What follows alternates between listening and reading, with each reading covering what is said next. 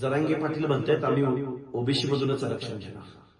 खर तर जरांगेच्या डोक्यावरती परिणाम झालाय. तो मनोरुग्ण आहे. जरांगे हा उद्या पाणीत्याग करेल, नाहीतर अजून कुठून तरी काहीतरी करेल.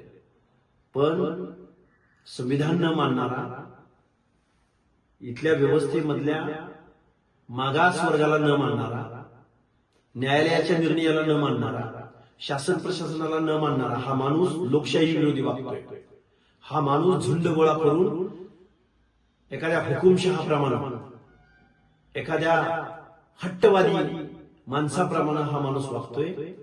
याच्या या वागण्यामुळं या महाराष्ट्रामधल्या अर्ध्या लोकसंख्येचे हक्क अधिकार पायदळी तुडवले लागले आहेत. मुख्यमंत्री महोदय, आम्ही तुम्हाला बोलत होतो की या माणसाला मुंबईकडे तुम्ही येऊ नका. या माणसाची हिस्ट्री ही दंगलीची आहे. या माणसाला संविधान कळत नाही, या माणसाला कायदा कळत नाही, या माणसाला लोकशाही कळत नाही, आरक्षण कुणासाठी दिलंय, का दिलं गेलंय हे कळत नाही, याला लोकशाही मान्य नाही. डॉक्टर बाबासाहेब आंबेडकर, महात्मा ज्योतिराव फुले, राजर्षी शाहू राजेंची प्रतिमा याच्या बॅनरवर असत नाही.